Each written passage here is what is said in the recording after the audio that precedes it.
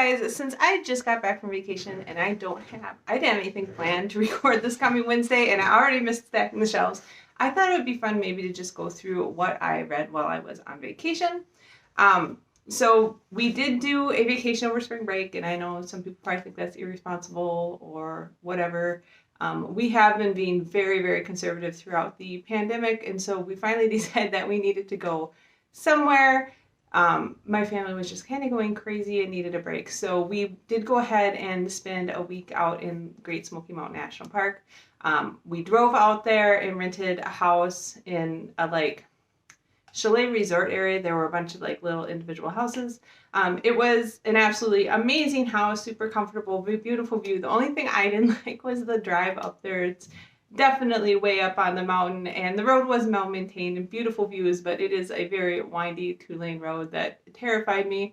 But aside from that, once we got up there, it was absolutely beautiful, and we were able to order food from Grubhub and DoorDash and stuff out to the house. So we had a pretty good time. We kind of had a routine where we just would go out hiking in the morning and then come back to the house, and then we just hang out at the house. We did bring our PlayStation 4s, and I brought my Oculus Quest 2, and I brought a lot of books. So we'd hang out for a few hours every afternoon, and then we'd figure out how to get dinner. Were we going to order takeout, go pick it up and bring it back? Or a lot of nights we ordered takeout and then we found a really nice park that was a few blocks away from downtown that for some reason downtown was insane, but the park by downtown was always completely empty, and it was a super nice park. So we did that quite a few nights as well. But that left me for quite a bit of time for both audiobooks and reading books. So I thought it'd be fun to go through what I read on this vacation.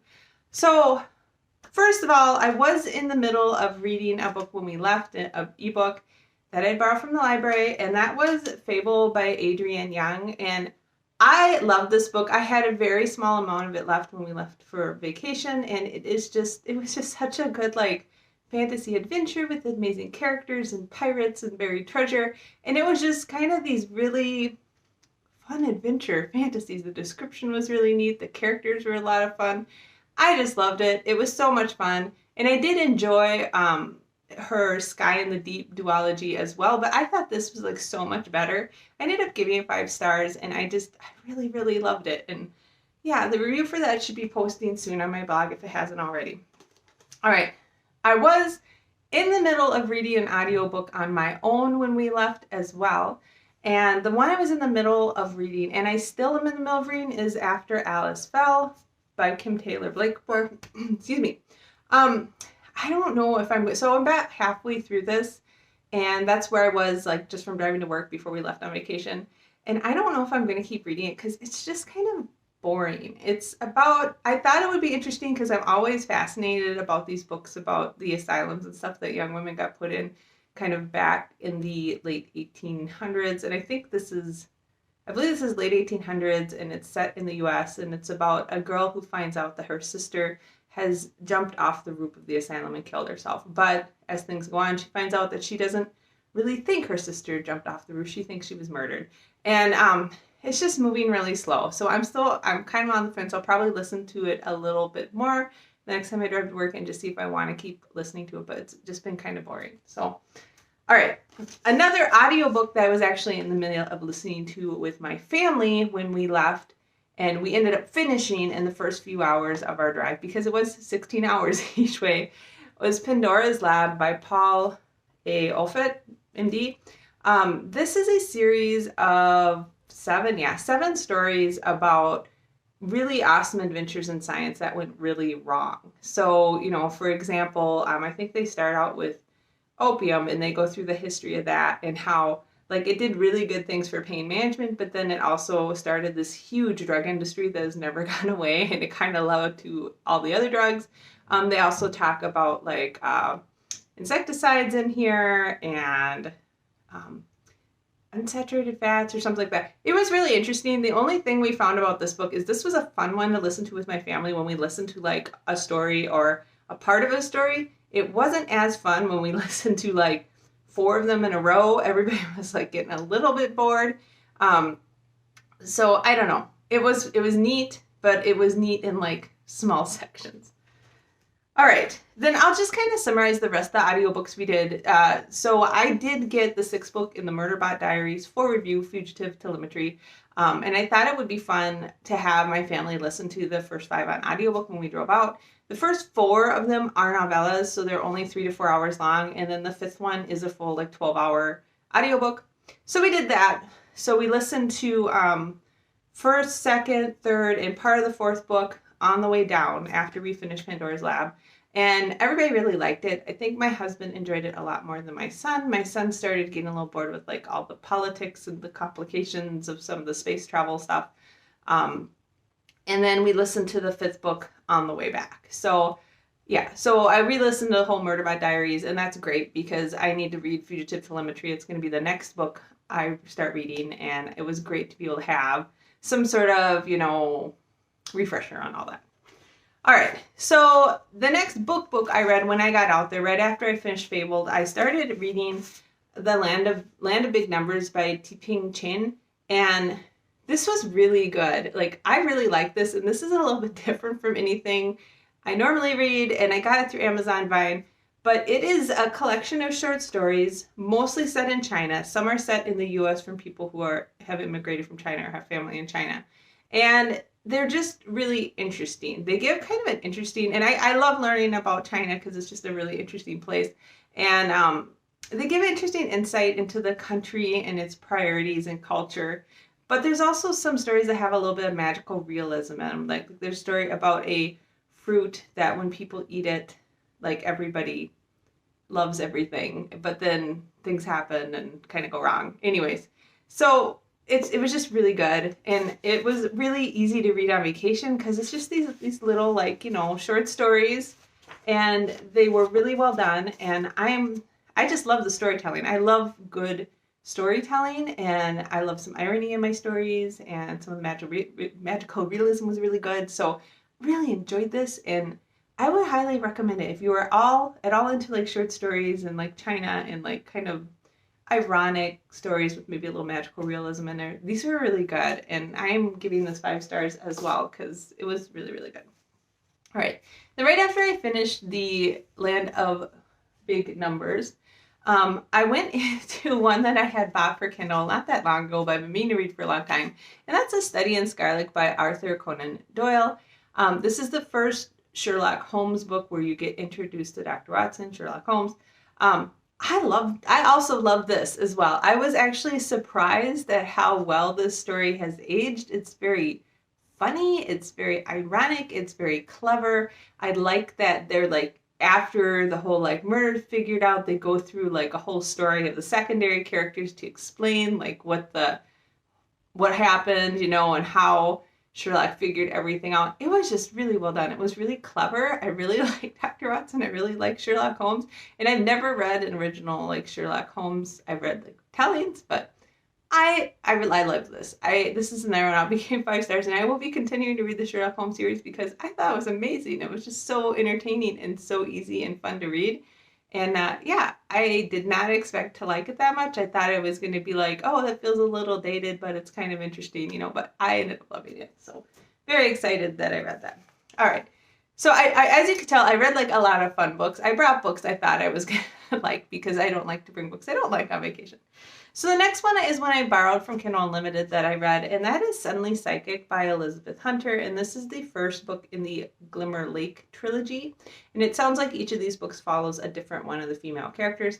This is the second series I have read that is kind of categorized as paranormal women's fiction because it features middle-aged women instead of younger women. I don't really know why we need a special designation for that, but I guess we do.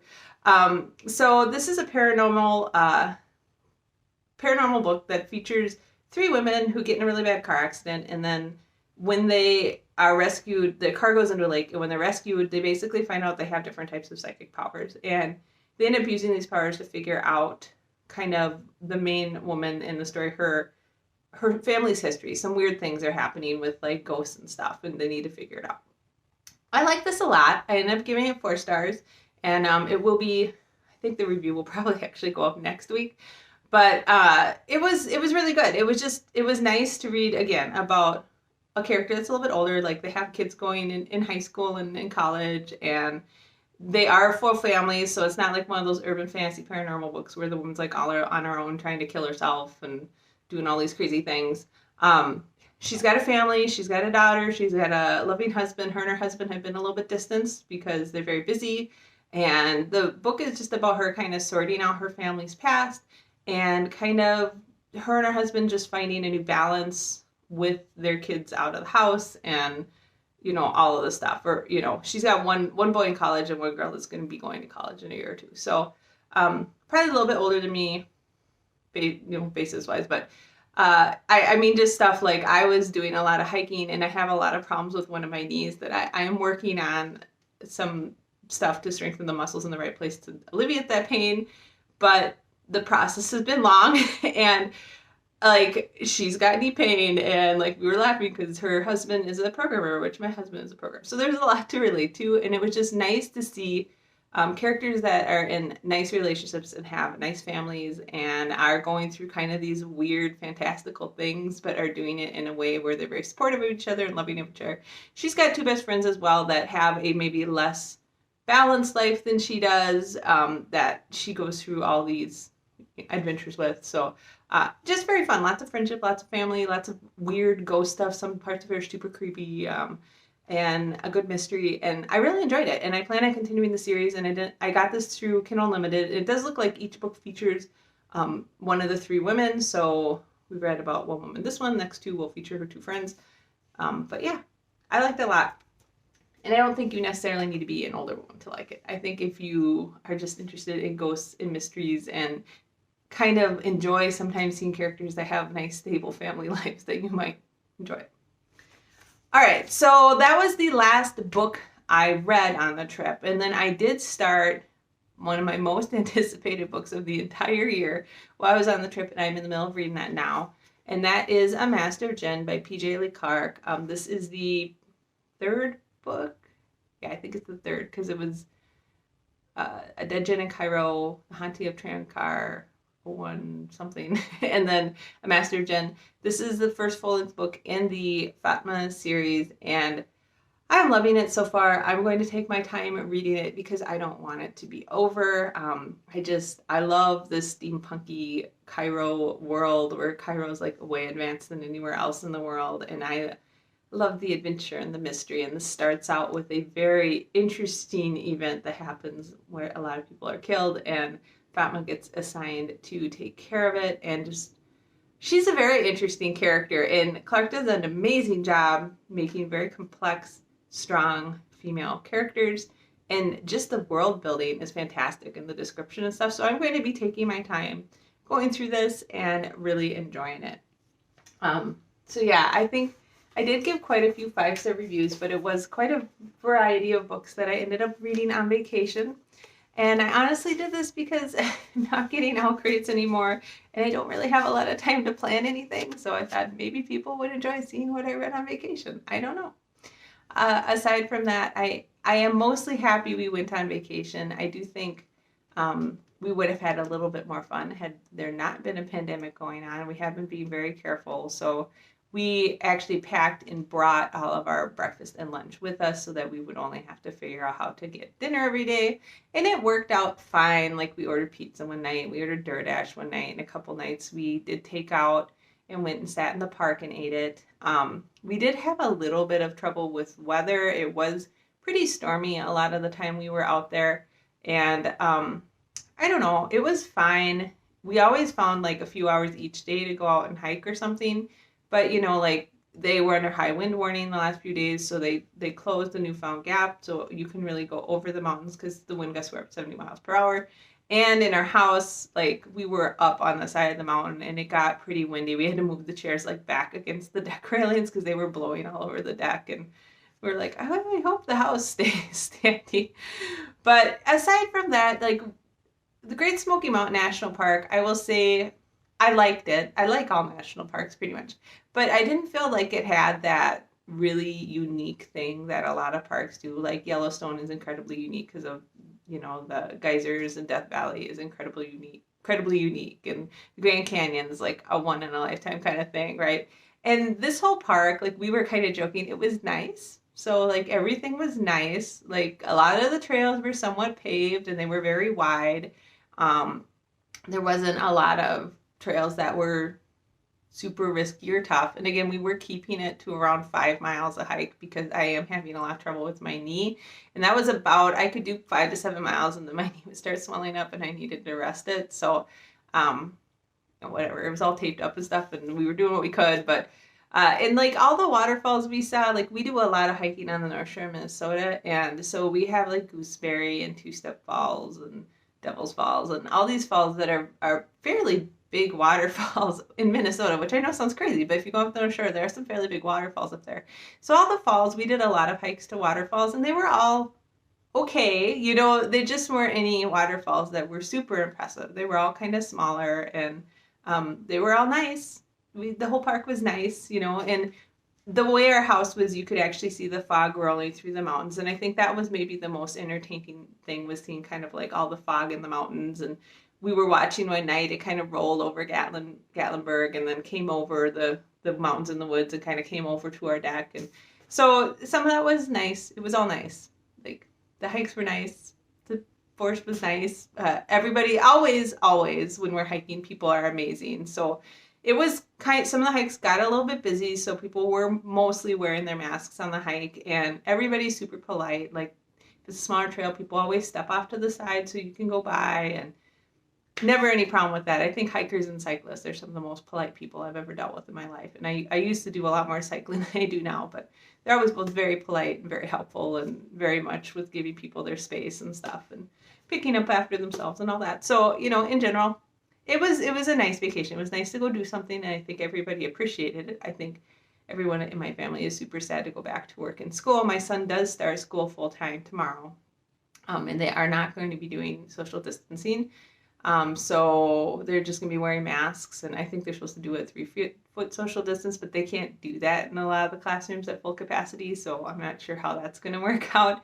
But I don't know. My husband and I are a little bit upset that they didn't wait like another month, because we'll probably be vaccinated in April, and I feel like it's almost inevitable that we'll end up with COVID if my son is in school all day, every day around all these other kids, and he's not able to social distance. But I guess we'll find out. We'll see what happens. It's important for him to go back to school, and he's been happier since he's been back part-time with the hybrid schedule, so hopefully full-time will be okay. All right, now I blabbed on way too much about personal stuff, but I hope you guys had a great week of reading, and I will talk to you on Saturday for Stacking the Shelves. If you did do something for spring break, I hope you had a good time and you stayed safe while you were doing it. Otherwise, yeah, if you have an upcoming spring break, nothing else, just enjoy some time at home. All right, I'll talk to you guys later. Have a great week. Bye.